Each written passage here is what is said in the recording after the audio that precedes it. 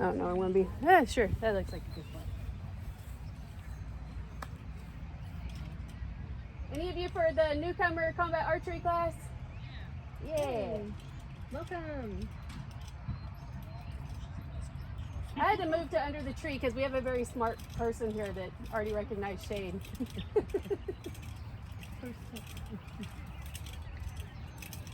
How are you this morning? Yeah. I'm just excited I got here by 9, so. Right. Okay, so if you want to have a seat, be standing. If you need to go back for oh, you got little, well, hell, those are fancy. Oh, did you? That's like cool. $25. Yeah. And then when we went back this year, they now have the same stool but semicircle, and then they also have one that's twice as long. That's a bench. Nice. Yeah, because I mean that should be pretty quick for them to be able to pop out. Awesome. I'll go get you hydration. Okay, so first off, introductions. My name's Kajira Camber, or in the OP registered as Kajira bint Tayyir ibn Rashid, which I've never actually gone by. I am both an Arc and a Centurion. All of my archery experience is only on the combat field, where I did combat archery, spear and glaive, but then my neck has become too, I need surgery for the last 11 years, so it finally got to the point that I can't take hits on the head with those big bad hammers or some of the weapons that I personally think should be illegal, but that's a whole different rant that I can easily get going on. So so with that, I'm from Bison Fourier, or Oklahoma City. Been in the SCA since 98, I think, or 2000, I don't know, somewhere in there. And yeah, so that's my combat background. I've been doing combat archery since before me and Rabbit got married, so that was 07. So since probably about 04, I think I've been doing combat archery. So it's been a while. And the reason why I wanted to do this was, for one, to introduce people to a bunch of the rules and where to find them and all this stuff that's kind of overwhelming whenever you're just trying to learn on the fly at a practice. And there's something that just blew in my ear. And also for people that currently fight, to re-inform them about rules, because whenever me and Rabbit go to wars or anything, we usually pick a rule set to start going over, and it's like, oh, hey, this is no longer a thing. Like female groin protection is no longer a thing, where it used to be. And I won't say if I ever actually wore it or not, but it's no longer in the rules that you have to wear it. So with that, I want to just do quick introductions for you guys. Let us know what your name is, if you've fought before in any weapon style on the field, and where you're from. My name is Solange Desauzen, and I play out of Shadowlands, but I live in Houston. I started there in college. Awesome. And in college I did some rapier, and I do target archery now. Yay. So I haven't done combat. Awesome. Well, welcome. I'm Bridget of York. I am right now from North Keep in the Tulsa area. I have been authorized in combat archery, but I've only been on the field once, so I'll also know more. I'm currently a rapier fighter, but Obviously. I was told it's too small for shift field and all the others. It looks fun. So short, I don't know what your height is because of 5'2". 5'2". Short combat archers can be lethal because you can hide behind people and you can shoot under things that taller combat archers can't, especially if you have a crossbow. You can be like very sneaky. So it's definitely can be an advantage on the combat field. So I am Nalka Wolgaki. I am from Moonshadow up in Stillwater. I live up in Enid in Murata, which is part of Moonshadow. And this is only like my third time in armor today, but I got picked to be the next guard captain. And I was like, man, it'd be really cool if we could have our Moonshadow combat archery squad again. So part of that is learning to then go and switch people into it. yeah, both Moonshadow and Company of St. Mark used to have huge combat archery squads that have all pre-COVID, post-COVID, still doing recovery thing. So Yep. And you in the back, what's your name? Information. I'm Edwina from I'm just interested. Yeah. Hey, interest is how we all get started. So hope you like it. If you have any questions, don't hesitate to ask. I do have my notes online. So because you never know if your class is going to have 0 people or 20 people, I didn't print any out, but I'll post the link on the Vindheim, the Missile, and the Kingdom Facebook pages and Discord. So if you're not on those, just let me know and I can just message you the link. It's on Google Forms, so it should be pretty open for anybody to access.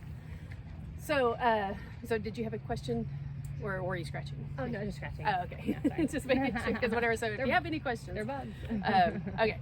So yeah, don't hesitate to ask anything. This is very informal. I do have my list of things I'm going to go down, and then if you have any questions. Now, just because this is being recorded, if you weren't aware, it's being recorded, but it's only facing me right now. So some of these are my opinion, and some people will not have the same opinion.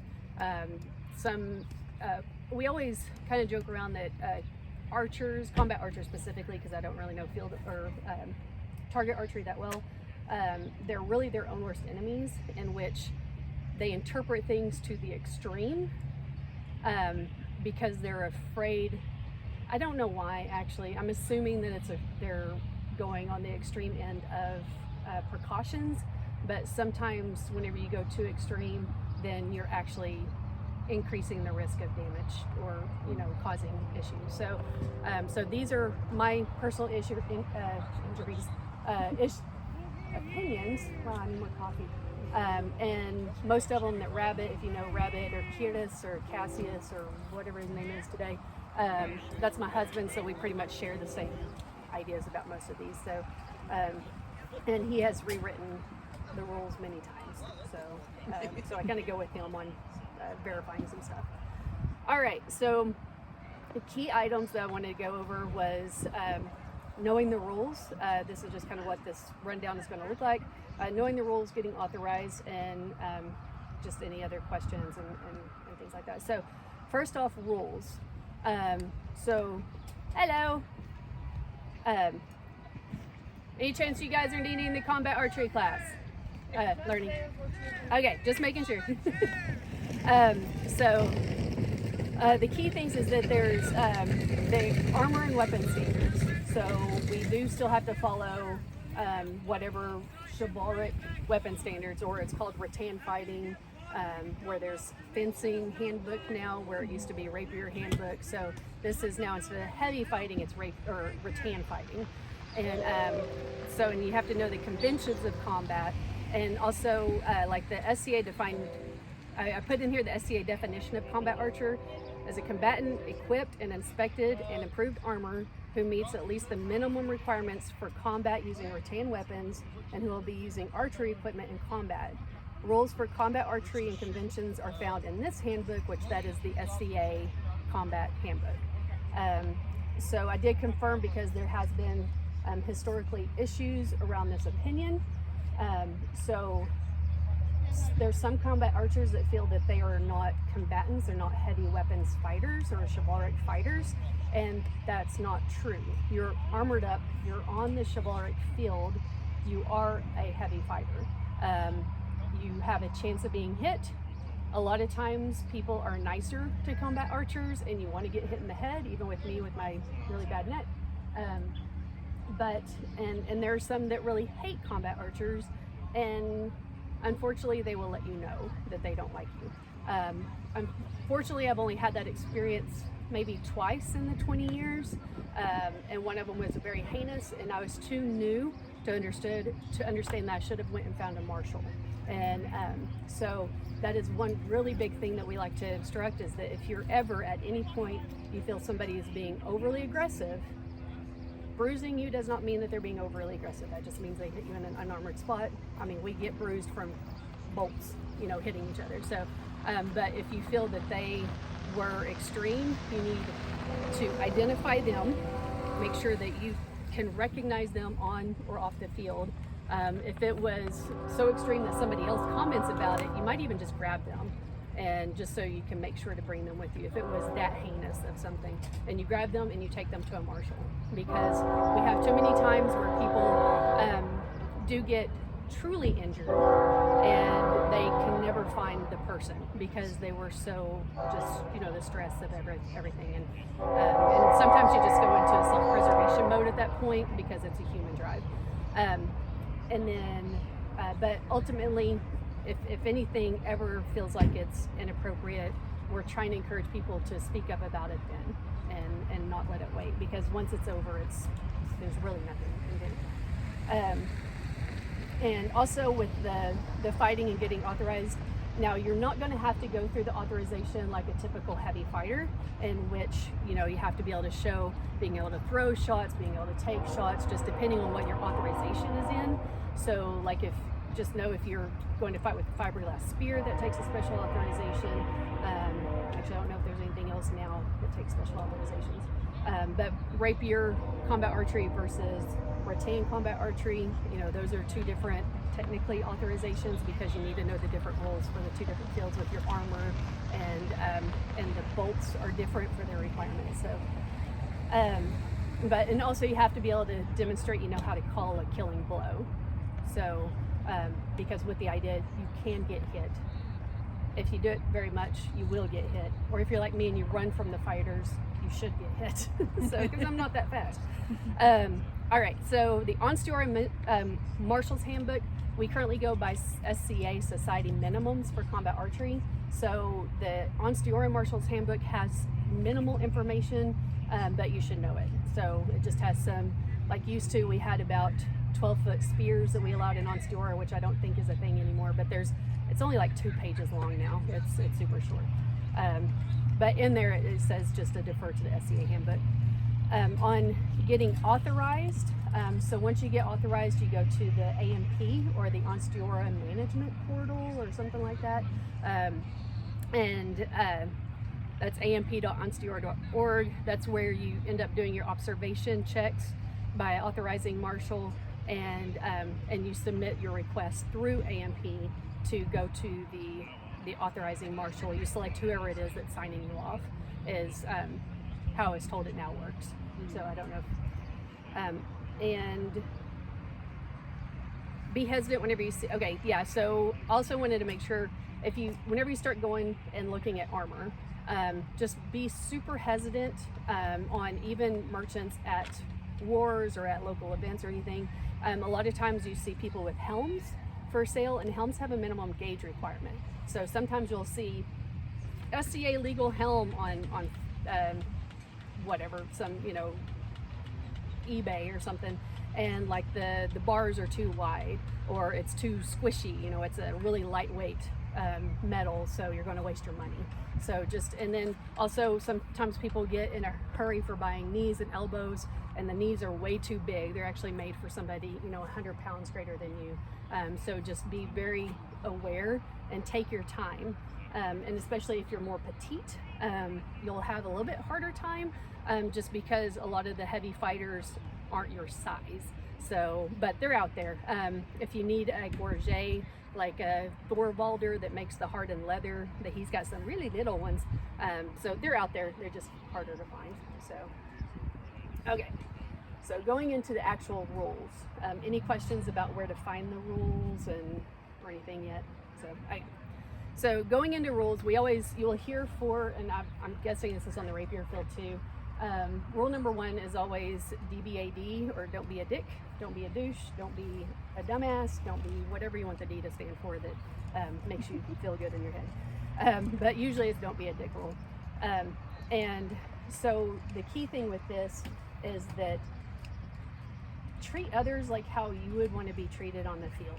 If you're sidetracked over here because you're concerned about an injury that you think may be happening over here, you don't want somebody to shoot you, so just be aware of your surroundings and what other people, be aware of your surroundings and what they may be going through before you shoot them, because combat archery, it's very easy to shoot people that are vulnerable, and that really aren't participating at that point. So you just don't want to be a dick about it. And if something bad happens, always start off with assuming innocence. A lot of times just bad things happen and it wasn't intentional. And so first assume innocence, but then, we monitor them, make sure that they're, like hurting somebody from hitting too hard. We assume it was just adrenaline because it's a thing. But if they continuously hurt somebody in the same way, then it looks like it's not malfeasance, malevolence, I don't know. Malicious, thank you, words. I knew it was an M word, yeah. But assume best intentions. Yeah.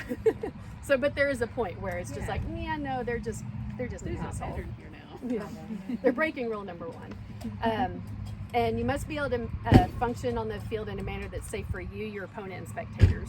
So whatever is going on, just make sure that you're being safe, your opponent is being safe.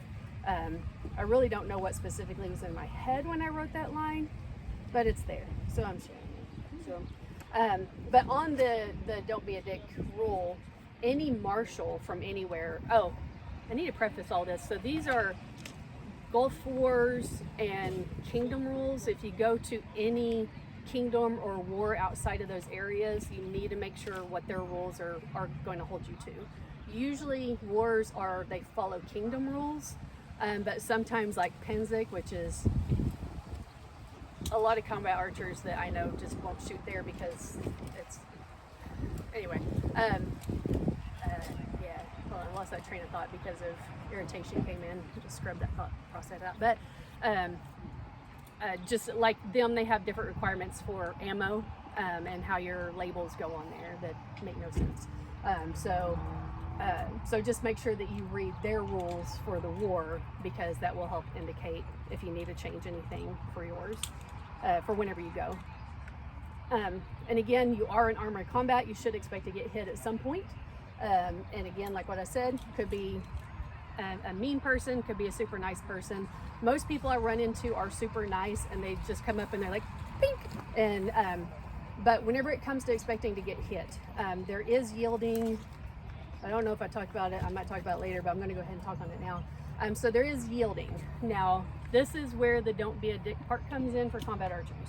Now, combat archers are in a very special situation in which you can shoot people super far away 20 times before they ever even have access to your body to kill you back. So one of the things that I sometimes see combat archers do, and I've probably done it myself, I'll put that out there, is that so you're aimed up and they start charging at you, and so you have the option of shooting them, yielding, or running away. My usual thing is I will shoot them and I'll run away and try to go on, especially if there's a line close enough behind me. So, and just depending on my physical fitness versus theirs, I usually lose. But still, I try to get away so I can keep shooting. The one thing that's kind of a douchey move is that whenever they're running at you, you shoot them and you immediately yield when you miss. And it's not illegal. It's just kind of douchey, just because they don't get a chance to do anything. Right, they're obviously going to kill you, and you're going to try that one last shot and be like, no, I missed, you got me, and so it's just, again, it's not illegal, but I also kind of have a personality where whenever you're attacking somebody and you're shooting that same person over and over and you keep sending them to the resurrection line, there's a point you got to be nice and be like, this person obviously cannot block or hide from combat archery, and just move on so they can play. Because the last thing that we want to do is just really frustrate a single fighter to the point that they no longer want to play with combat archery. And that's where we get into those scenarios where they try to pull combat archery off the field. So if you're just constantly hitting this one guy, be like, okay, I'm going to go and pick on this guy now, and or girl, whatever, and this person, and just to kind of spread it out, and that way one person isn't feeling picked on. Afterwards, if they're obviously new, like at Winter War Maneuvers, there was one of our fighters that was running back up to the front of the field with a shield down here, so I shot him just to teach him a lesson. You got a shield. There's combat archery, you need to have it up. So if you have a friend, that you see that's constantly getting hit, and you can see that they're doing something, they're not doing something that would easily protect themselves, point it out to them because they're tired, so they're just trying to get back to the front of the line, but having to walk back and come back will make them even more tired. So Kathleen has something to say. yes. Oh, sure, go ahead. So right now we have an issue with water on site. Our water is not potable. It's coming out discolored. So right now our autocrats are going to bring water on site with us. So if you're in need of water, there'll be a slight delay. But please let any of us know who are running around, and we'll make it happen for hydration. We just are waiting for it to have it site-wide. Thank you. Awesome, thank you. Sorry. No, you're good. Thank you. Okay, so again on the Eurodomber combat. Okay, so I guess I track. I'm squirrel mode. On your weapons, so we see this. We just saw it at Gulf War. A really pretty crossbow. They're trying to yield. Somebody intentionally hit their crossbow. There is. Oops! They're already in a shot. They can't stop at that point. Really, once your body is engaged in something, it takes a second for your body to go, oh, stop. And sometimes you might put up your bow or crossbow to yield, and they're already in a blow, and it's the butt. But sometimes it is illegal for someone to intentionally strike your bow or crossbow. It's illegal for you to intentionally block with your bow or crossbow, and it is.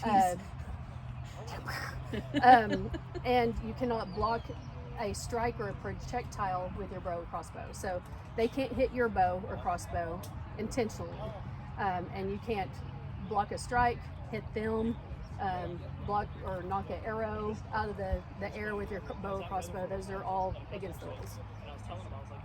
For poundage, bows are currently up to 65 pounds, and crossbows for the types that we use, which are the light crossbows, those are up to 600 pounds. You'll see the heavy crossbows that have the red tennis balls at the ends of them. Those can go up to 1,000 pounds, but they have to use special ammo. Yeah. Sorry, you said that the hand bows can go up to 65? No, 35. Did I say 30. 65? You Yeah. did say 65. And I was That's like, a that's hand. very different from what I had heard. Yeah, no, 35. Thanks for correcting on me. See, sleep. I need more sleep. I just got a new puppy this week, and my sleep levels have gone to nothing. So, but she's really cute. I was just going to do regular. Okay, so there's no compound bow or compound crossbow, and you cannot use any type of non-period sight. So sometimes people will have little attachments and stuff. As long as they're period, then it's fine, and if they don't project out, I don't know if I have that on here. No non-period sights, springer, flapper rest, plunger buttons, stabilizers, clickers, or modern string release aids.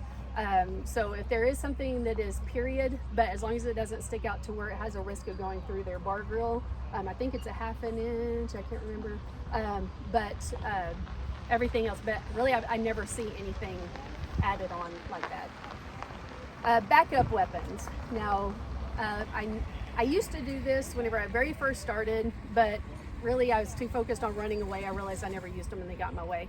But you can use thrown weapons. Combat archers are the only combatant that does not have to change to gauntlets to do thrown weapons. And you may carry and use a thrown weapon without discarding your weapon. So if you don't know, like if you have a backup short sword, like you have gauntlets on, it's part of your routine, and you have a backup sword, you can't pull out a short sword and start hitting people while you still have your bow. You actually have to take it, this didn't used to always be the case, they have to take it to the side of the field, put it in a safe spot, and then you can come back and use your backup weapon. Thrown weapons are not that way. So thrown weapons, you can pop them out. I used to carry some throw maces on my back, and you can pop them out and just throw them. You want to practice with them because they're not that straight. So accurate, thank you. I'm learning new words, it's not new words, but sleepy brain.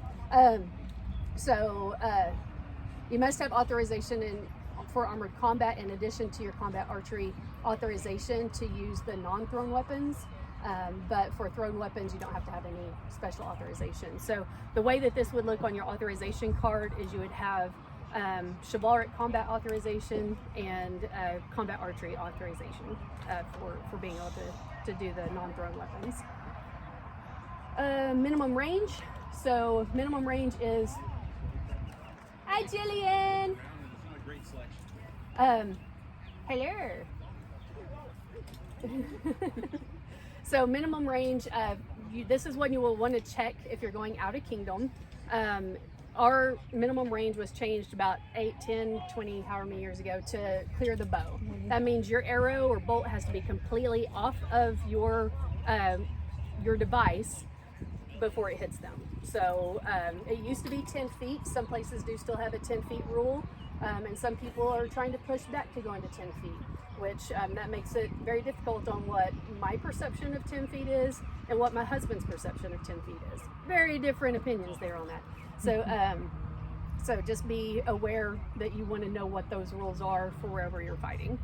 And again, and this is what is recognized at Gulf Wars. Oh, and for notes, these will be online also if anybody cares. Gleaning ammo. This is where you go and you pick up ammo that's on the ground that's already been shot. You will see some people doing this because they use tubular ammo that does not ever get re-inspected except for at the beginning of the fights. So they check, make sure the head's on good, and those they can actually pull. I don't know if they still use, to like Palantir used to have tubular ammo that were arrows. And those you could actually pick up and shoot, and blew me away the first time that I did that. And but so you cannot pick up, even if it falls out of your quiver, like somebody's trying to help you all the time, somebody will come up and go, this fell out of your quiver, just drop it back down. You don't know if that's actually the one that fell out of your quiver, or if somebody stepped on it in the meantime. So just on precaution, once it's on the ground, it's dead. And so once it's dead or fired, it has to go through a re-inspection. And this is where everybody should get inspection authorized to help re-inspect arrows, because if you've ever seen in the ravine battle, it takes what, 3 hours to inspect all the ammo? Oh, it doesn't take that. It feels like 3 hours because it's at the end of the ravine now. But It's horrible. it's maybe 45 minutes to an hour. It's a lot. You could fill an 80s waterbed with it. Or 5 of them. I don't know. I mean, if anybody wants, sorry, I don't want to end it. Yes, you're Grace. I don't remember what you If anybody wants to do the math, I have about 350 bolts, and I am not the only one with that amount. So there's what, maybe 30 archers in the ravine battle on our side. Yeah. So 60 archers, let's say. Each one will say has an average of 200, because Yeah. some will have fewer than me, some will have more. So somebody who can math can do that math. Yeah. How many bolts is that? 16,200 is 12,000, or 1,200 on each side. So that's 24, and crossbows were also at 24, so that's about 4,500 arrows and bolts. Yeah. It takes a long time to touch each one of those. Yeah. And it's pass like- them around and say, does this look good? Yeah. So, but even if you don't take a class, while re-inspections of ammo is going on, you can go and sit with them and they will guide you through inspecting. You don't have to be authorized to re-inspect to just sit there and say, I want to learn. And we are more than happy to teach you on how to do this. So caches of ammo. So we have historically had a crown that limited you to only 20 pieces of ammo on your body. And so I developed little caches. They're little 20-pack condoms that I would go and hang all over the place. So so just know that sometimes there might be a rule that you are limited on ammo. I think I've only ever seen it that one time. That one time. But unless restricted, the ammo can be anywhere on the field. Just know that you are not to use somebody else's cache without their explicit permission. So just because you see Benny's or the Grace's, boxes of ammo and you're out of bolts, you can't just go and grab them, which I think that's common sense, but just to make sure. And also with caches, historically, whenever we used to have a whole lot more churning in the ravine battle, people would run and they would flip over people's caches. So that's why I made the condoms, because you can knock the condoms around and they stay all together and secure. So just be aware that if you just have an open box, somebody can just come and flip it and all your bolts are dead. So shields. So you'll hear of pavises. Is that right? Yes. Okay, thanks. Brain. So you can carry a shield or a pavise. Just know that you cannot use your bow or crossbow until the shield is no longer on you. One thing that I thought was really cool, and then I went and looked at the rules and found out that this wasn't a thing you can do. So if the shields are not controlled by your hand, and if they're carried by a sling, like slung across your back or anything like that, they do not provide protection. So, and it's only treated as decorative armor. So if a shot hits the shield and it's on your back, you're dead, because the shield is just decorative. It's just like you're wearing minimum armor. So until it's in your hand and or sat in place, if it's a Favis, yeah. Can you throw having a shield effect?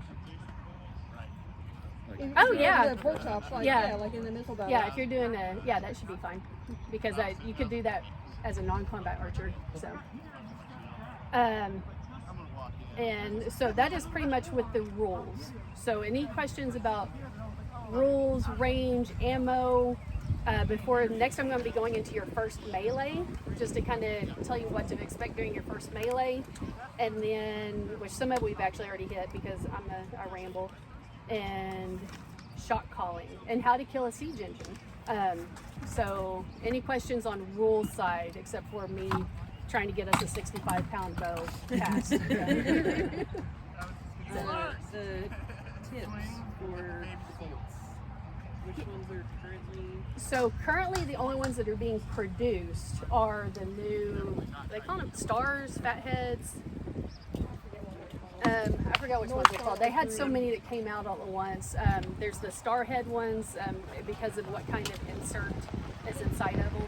I have all my stuff. Yeah. So those are the only ones that are being produced. Otherwise, you can still do the APD. All the shafts are fiberglass. So you still do the Siliflex core or the UHMW. UHMW. Ultra high molecular weight core that has padding on it. There's a minimum amount of padding. Those are the handmade ones. They're a lot cheaper, but they're just more difficult to create. But really, they seem to last really, especially some people's techniques. I've never made one, but some people's techniques on making them is really nice, and they're really tight and they're good. So, and then, but otherwise, the two-piece baldars. We can go over this, or whenever you sit down to learn inspections, you'll go over all this. But like two-piece baldars are still all legal as long as they have to have the line that separates the head. There's the two-piece, so there's the body and then there's the little round dome on top, and there has to be the line to show that it's a two-piece. And if that line is separating at all, then those are dead. So, and they're trash. Cameron or Rabbit was actually trying to take the tips of them and was wanting to put them on one-handed swords to try using them as thrusting tips, but I think he kind of gave up on it, or knew it was a self-limiting material. So, but otherwise, I mean, the other Baldar heads, it'd probably be easier just to go over it in a inspection, or like on a re-inspection type. So, because there's a lot of different variations, but there's definitely some that are no longer allowed. But really, the ones that are no longer allowed are even older that I never even had. So it's over 20 years old. Like And Rabbit's doing an inspection class later, right? I think so. So I just don't know what time. So, okay, where am I at? I don't know where I'm at. Okay, your first melee. So I'm going to kind of go through this pretty quick. So on your first melee, you need to make sure and pre-check all your ammo to repair any or pull out any that's going to obviously fail. Sometimes people will bring 1,000 pieces of ammo to inspection point, obviously not inspecting them before, and we're just failing. And it's wasting our time because we're having to inspect your failed stuff because you didn't want to take the time to inspect it yourself. So, and it just makes everything take longer, and it gets really annoying. So make sure and inspect it before. You have to make sure that there's a label where it has your name and your kingdom is clearly written. Some locations require it to be printed. So like Penzic, I think they're printed as a requirement. In English. We use a label maker that uses indoor, outdoor waterproof labels, and it has they've lasted like 10 years on them. So, so definitely it's a great investment if you're planning on doing this for a long time, because then you can just sit there and hit print, or print 60 of them and not, it's nice. You have to have the tape along the shaft and the heads and tails, which that's where you'll want to, actually I found a couple of videos for, and I'll post those. Somebody in Lawrenceburg, I think, needed some videos on how to teach for doing ammo construction. And the key thing is that the tail can't twist, so the head can twist a little, but it can't piston, which means it goes in and out on the fiberglass. So, and then the tails can be either glued on or taped on or both. So I like to do both just because of it's less repairing, but definitely that would be another class you'll want to take or watch the videos because it's very in depth for how to create ammo. You have to make sure and take your ammo and crossbows to the field at least an hour beforehand. Usually inspection point will close 30 minutes before a scenario. That gives the people that are doing inspection point time to get their own armor on and go get ready and kind of calm down before moving into combat mode. So sometimes we'll have people that will show up like 5 minutes before the scenario starts, and we turn them away because we're like, sorry, it's too late. So just make sure get it there, get it done. Know the rules of inspection. Gulf War, you can get it done the day of. Penzic, which is the reason why I hate going to Penzic, you have to get your ammo inspected the day before the combat for the following day. So if you get inspected on Monday, it's only good for Tuesday. So even if you don't fight on Tuesday, where there's combat archery, you're like, I'm tired, I got too drunk, but I'm gonna fight on Wednesday. You still have to go get them re-inspected for the Wednesday fight. So they have special colors for every day of war at Penzic. And so even if you haven't shot them, you have to get them re-inspected. Gulf Wars is not. Gulf Wars is not that way. So Penzic has a lot of extra rules. So it's one of those that Everybody should go to Penzic War, yeah. Where is it? Pennsylvania. And you'll learn if you'll ever shoot there again, or you're just going But for there's shopping. like what, 12 to 15,000 people there. Yeah, so it's it's huge, big. and the shopping is amazing. Shopping is amazing. And the archery's almost off the edge of the site. Yeah, for their target archery. Yeah, it's a ways. So, but again, like I said earlier, beware of any kind of special circumstances. Beware of special circumstances. So, like most wars, they require you to bring your medallion, your ID, your authorization card, and really that should be all. There's some changes that Duncan has been doing with the authorizations for Gulf War, where a lot of that was pulled in from being signed in at Troll, where it already had your ID and your medallion number, and all you had to have was your authorization card. But if you were linked in with AMP, we actually could see your authorizations right there. So, so just, it's always good to take all three just in case. What's the medallion? At Wars, you get a medallion that's got your number on it.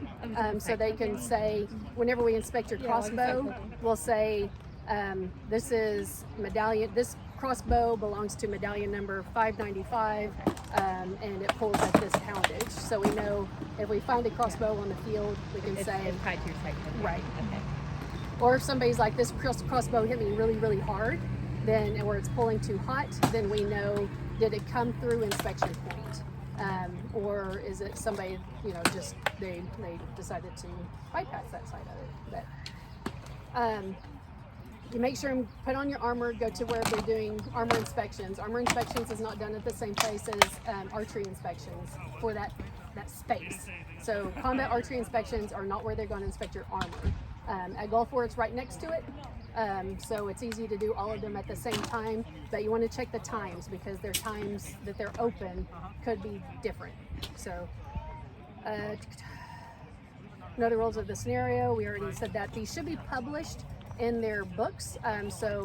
Like Gulf Wars, they put out, a couple of months before. There's a set timeline. It's fluid on if the timeline actually gets hit or if it gets changed again during the war. So just make sure that you go and look. BAM can sometimes have very complex scenarios. JP, whoever his friend was that came up with that town battle, can make super It's complex Bart's fault. scenarios. Bart. What was that, Martin? Bart. Oh, Bart. From Okay. Radiates. Oh, from Meridians? Yep. Yeah. Some rules can be super, super complex, and it's even hard to read. So just go in there, read, make sure you ask any questions. There should be generals that will know the rules or that should know the rules for whenever it comes to that day. Okay, so for killing shot, so this is where you sometimes take shots that you don't have to. So killing shot for Gulf Wars and Ansteorra, or Gulf War rules. I don't know, is this Ansteorra rules still now? So Gulf War rules is that faceplate, the top of the head and side of the head do not count as killing blows. So if you're looking this way and you get shot here, that's not a killing blow because it's on the side. Is Ansteorra? That is not on Ansteorra. Yeah, that's what I thought. So sometimes at BAM, you'll hear them call out if we're doing Ansteorra rules or Gulf War rules. It is common that we do Gulf War rules just because we're prepping for Gulf War, but you want to get that clarified and make sure your community knows about it that you're fighting with, because if you get a thrust in the side of the head or shot in the side of the head, then those don't count, or if it's too high. So that's where you'll see people will get shot here and they'll do this and they're saying that it was too high. So usually it's a faceplate, which faceplate is technically, by rules, it is between the ear openings and from the middle of the forehead to the chin. So it's not what your grill is. So if you have two little eye holes, it's not just your eye holes. It is between your ears, middle of forehead to the chin. That is the front. Although not every fighter recognizes that.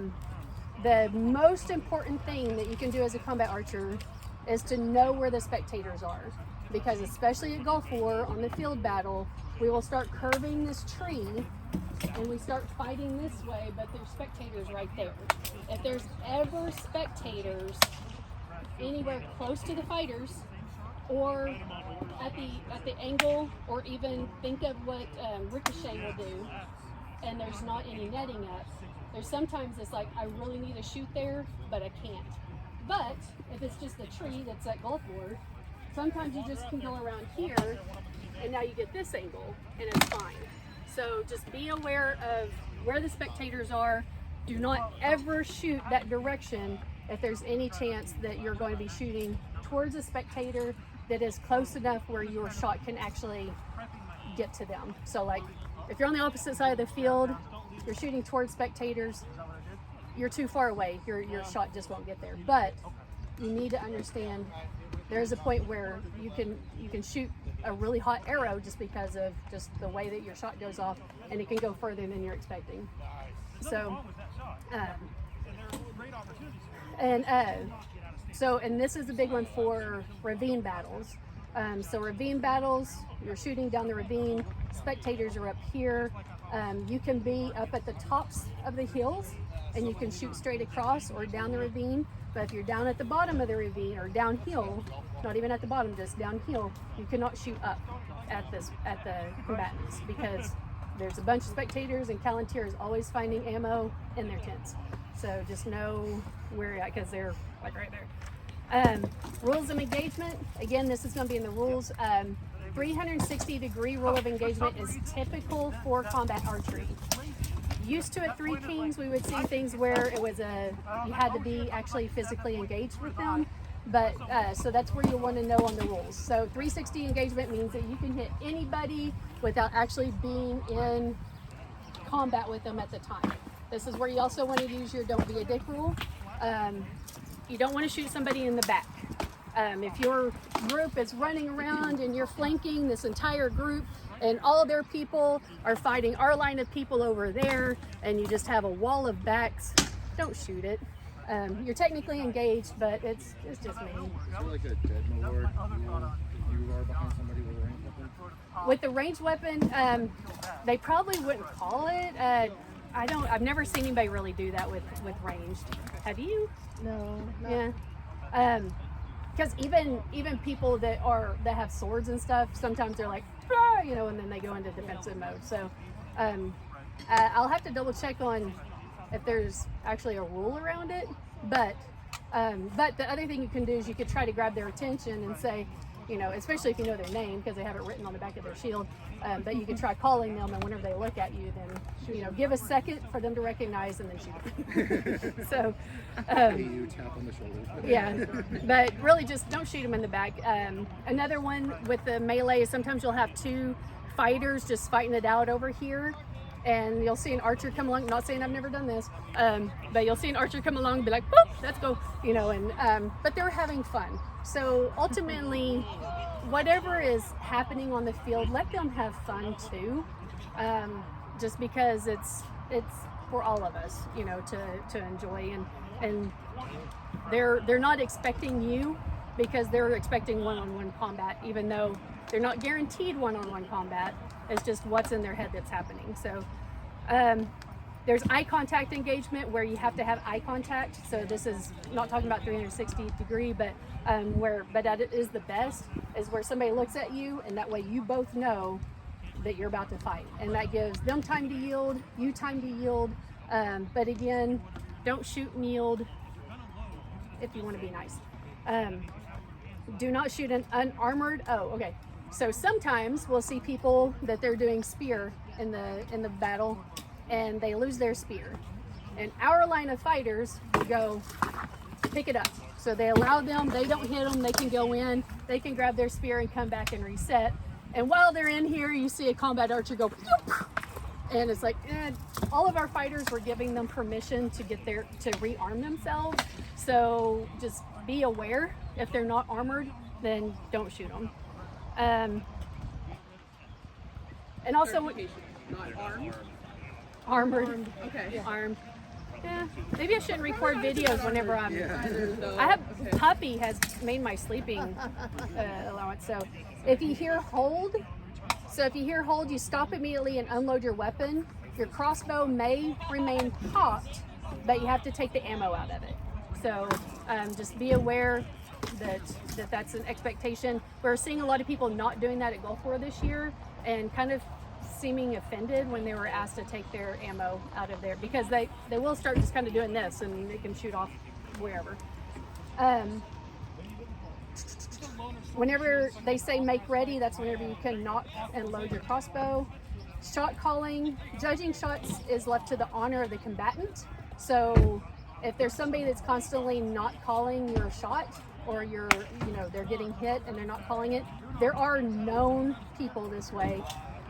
Don't let them ruin your fun, just move on. So just be like, make fun of them later with your other friend that was shooting them, but they're just breaking rule number 1. So, and then learn how to signal that a shot was good if being inquired by the opponent, as well to alert your opponent that it wasn't good. So sometimes they'll look at you and they'll kind of make is that good? And you can go yes, or I'll go like this and say no. So and just be. It makes them very happy whenever they appropriately acknowledge or don't acknowledge your shot. And the last of this is siege engines. Their crews are fully armored combatants, and they should be treated as such. The engines are destroyed by placing a handheld weapon on the engine and declaring the weapon or engine is destroyed, and a bow and crossbow is not a handheld weapon. So you can go there to help kill the people that are guarding it, but if that's the only weapon you have, you yourself cannot kill the engine just with a bow or crossbow. So this is a FYI. That's it, I made it through. Thank you. That's a lot of information. Not a thrown weapon, so it has to be like if you have a backup sword or something and you're appropriately gauntleted and you throw your weapon off this, or gently place your weapon off the side, then you can come back and take it. So is there any questions? It is currently just a couple of minutes before 10. So if you had another class you're interested in. One thing, what happens if your bow gets shot? Oh, thank you. Yeah, if your bow or crossbow gets shot, then you do need to take it off the field and have it re-inspected, just to make sure it did not twist the limbs or that something didn't break with it. And that's where you will have people that have backup weapons. Like I take 2 bows everywhere. I used to take 3, but I hardly ever got to my second one. And also it's nice to have because if they do, in our humidity, sometimes the wood will just start to chip off and you just need your backup weapon to be able to continue playing at all.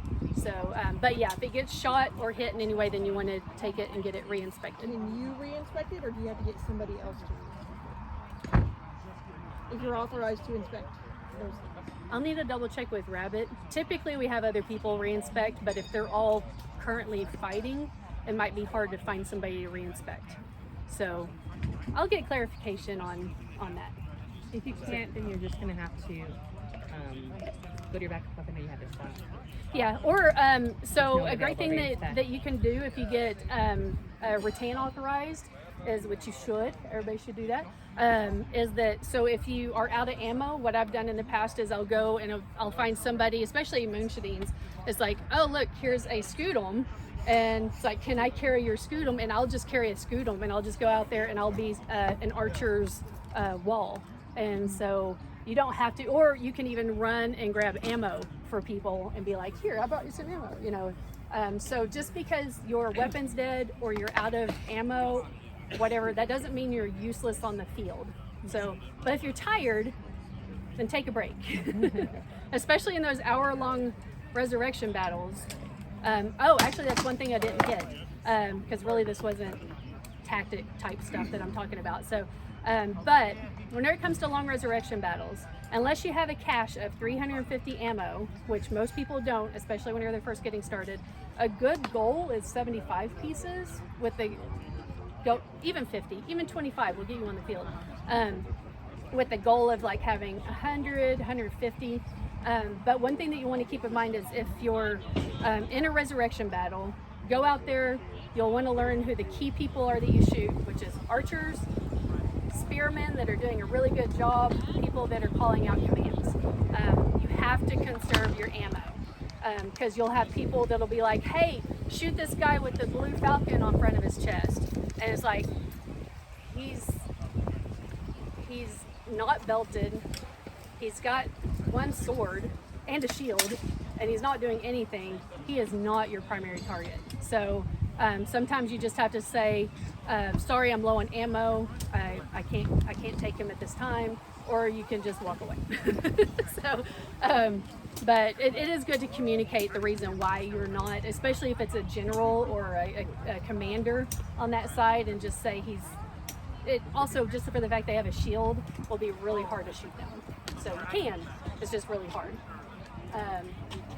And especially for 5'2" people, so you can actually work, especially if you have some frost giants like what we have in Wolfstar, or in our Knight Squire family.